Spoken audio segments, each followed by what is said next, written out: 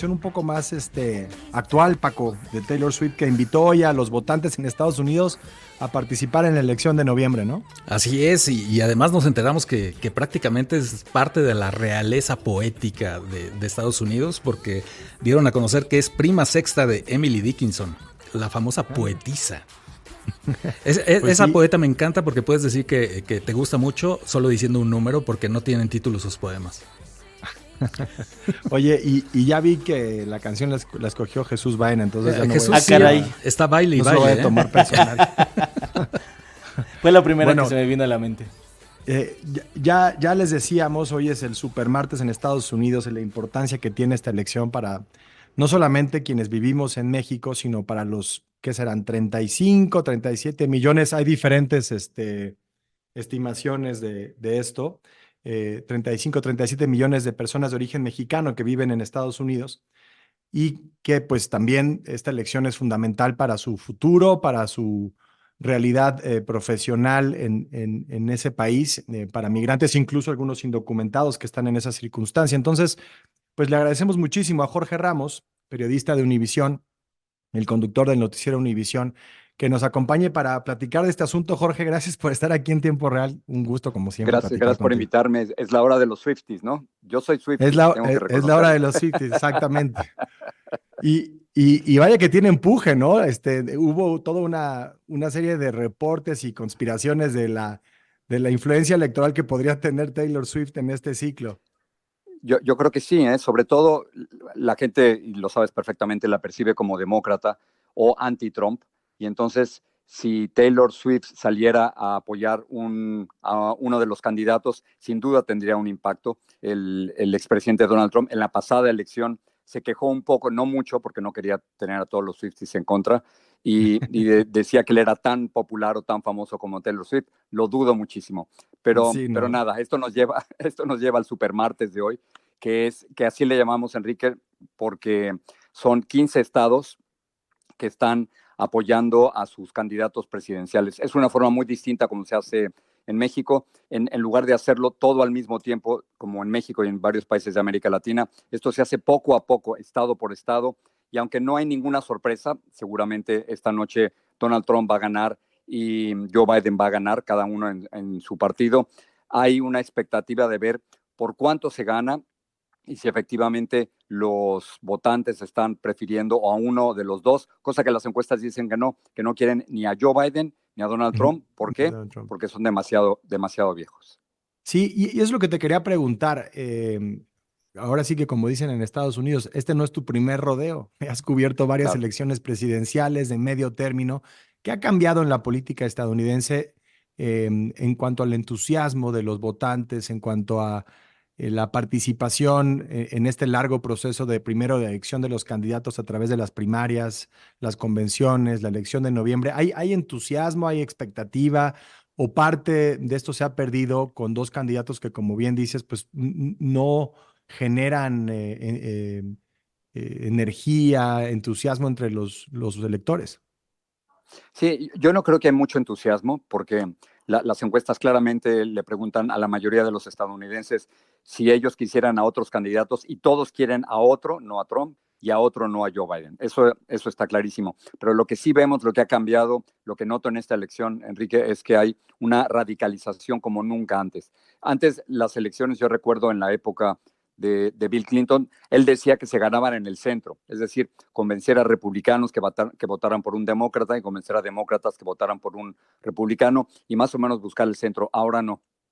Ahora se está buscando los extremos, tu base, los grupos más radicales, y esperar ganar la elección presidencial con un 30, 35, quizás 40% si te va muy bien. Así que eso es lo que yo creo que está pasando aquí en los Estados Unidos, quizás en México también, una radicalización del votante. Sí, y tal vez el otro factor que también quería platicar contigo, preguntarte por esto, es que la elección de 2020, en donde gana Joe Biden, fue una elección en pandemia, ¿no? Ahorita hablábamos del entusiasmo y de la importancia de apelar a las bases. Donald Trump sí tiene una base que moviliza, que se ve entusiasmada en sus eventos, que llena estadios. A él le gusta y se queda horas ahí en estos discursos casi muy al estilo caudillo latinoamericano que se avientan horas hablando en el reflector. Biden no es una figura en ese sentido tan carismática, tal vez lo es más en el uno a uno, en la intimidad de la conversación, en la presencia más en lo individual. ¿Crees que este va a ser un factor también en la elección de noviembre, que pues ya no es una elección de pandemia, ya no es una elección remota y que los eventos en vivo pues serán parte del calendario electoral? Sí, mira, sin la menor duda. Donald Trump, en sus eventos hay miles de personas y él conoce perfectamente cómo movilizar a estas masas republicanas, muchas de ellas radicales que lo están siguiendo. Y Joe Biden no es bueno en público. Tan es así que tuvo la oportunidad, por ejemplo, de tener una entrevista durante el pasado Super Bowl que hubiera tenido millones y millones de espectadores y decidieron no exponer, esa es la palabra, no exponer a Joe Biden ante un entrevistador bastante neutral, yo diría, ¿no? Entonces, lo que estamos viendo ahora es que las encuestas empiezan a sugerir que Donald Trump podría ser el próximo presidente de los Estados Unidos. Acabo de ver una encuesta que seguramente ha visto también Enrique del New York Times, en donde le da 48% de preferencia a Donald Trump frente a 44% de preferencia de Joe Biden, es decir, un poquito más allá del margen de error. Aquí hay una cosa interesante que será para otra conversación, que es como los latinos aparentemente empiezan a preferir más a Trump que a Biden. Pero como el margen de error es tan alto, en el caso de los hispanos, no me atrevo mucho a apoyarlo. Pero lo importante aquí es Trump adelante de Joe Biden cuando estamos a principios de marzo, y eso hace 4 años no era así. Jorge, acá Paco Almaraz.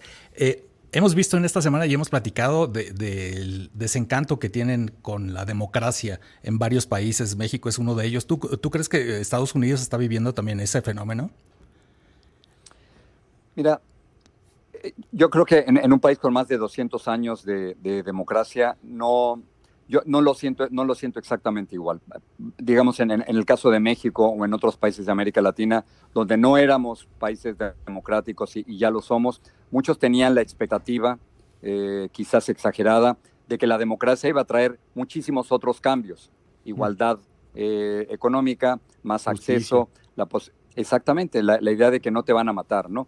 En los Estados Unidos yo creo que se ve una forma distinta, pero lo que sí es nuevo en Estados Unidos es la posibilidad de que la democracia vaya a desaparecer.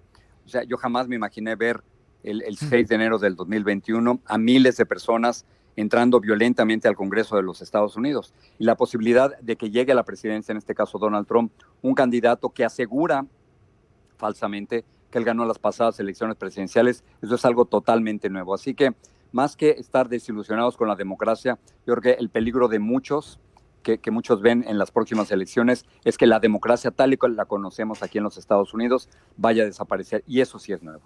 Sí, claro. Y además utilizar esta democracia, estas instituciones para acceder al poder, y una vez estando en el poder es en donde se da este cambio o este giro en valores y principios democráticos que, como bien dices, pues llevan más de 2 siglos en Estados Unidos. Jorge, pues muchísimas gracias. Si no te parece imprudente de nuestra parte, te estaremos dando lata a lo largo del proceso electoral para seguir platicando, ¿no? Como siempre, con mucho gusto. Cada vez que quieran y que hablen de Taylor Swift, yo estoy ahí. Ya estamos. Ya está entonces, gracias. George. Muchas gracias. Un abrazo. Gracias. Sale. Ahí tienen Jorge Ramos platicando de este proceso electoral en Estados Unidos, del proceso de primarias, la importancia que tiene en los rituales electorales allá en Estados Unidos, empezando en Iowa, en New Hampshire, el supermartes, después del supermartes cuando ya empieza a tomar forma la contienda, las convenciones, llegan los favoritos con la mayor cantidad de delegados, más de 1,215, necesita el republicano, el número es similar para el demócrata, se elige de manera presencial, será en Chicago este año y en Milwaukee, y finalmente ya con los candidatos arranca la campaña y en noviembre, el día de la elección. Así que pues ya estamos en eso, en esa lógica electoral, no solamente aquí en México, también en los Estados Unidos.